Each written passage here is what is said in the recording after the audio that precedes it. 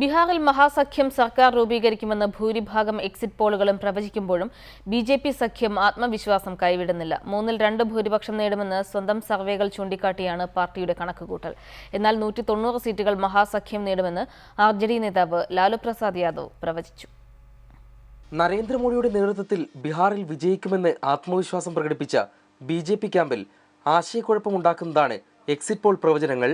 ആദ്യ 2 ഘട്ടങ്ങളിൽ പ്രതീക്ഷിച്ച നേട്ടമുണ്ടാക്കാനായില്ലെങ്കിലും 3ഉം 4ഉം ഘട്ടങ്ങളിൽ അതീവ പിന്നോക്കക്കാരുടെ അടക്കം വോട്ടുകൾ നേടി മുന്നേറ്റമുണ്ടാക്കിയെന്നാണ് പാർട്ടിയുടെ വിലയിരുത്തൽ.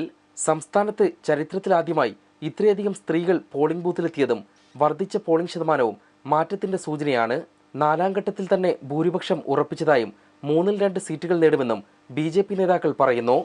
कोई टफ फाइट नहीं है, भाजपा को एज है और हम हर हालत में मिशन 185 को पूरा करेंगे.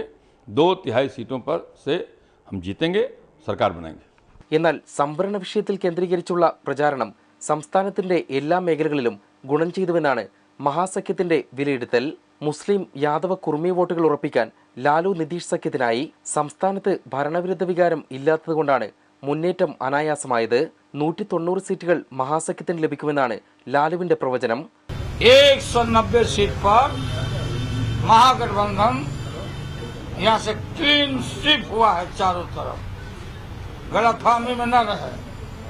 कोई सर्वेक्षण करने वाले लोग जो आकलन करके दिखा रहे हैं लोग, किन्हीं को हम बुरा भला नहीं बोलते, लेकिन आप बात करते हो एक आदमी से. പല എക്സിറ്റ് പോളുകളും നേരിയ മുൻതൂക്കമേ മഹാസഖ്യത്തിന് പ്രവചിക്കുന്നുള്ളൂ എന്നതുകൊണ്ട് തന്നെ തൂക്കസഭയിലേക്ക് കാര്യങ്ങൾ നീങ്ങുമോ എന്ന ആശങ്കയും പാർട്ടി കേന്ദ്രങ്ങളിലുണ്ട്.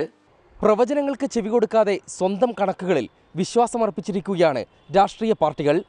ഈ നിയമസഭാ മന്ദിരത്തിലേക്ക് ആരെത്തുമെന്നറിയാനുള്ള കാത്തിരിപ്പിന്റെയും പിരിമുറുക്കത്തിന്റെയുമാണ് ബീഹാറിലെ ജനങ്ങൾക്കും രാഷ്ട്രീയ നേതാക്കൾക്കും 2 ദിവസങ്ങൾ.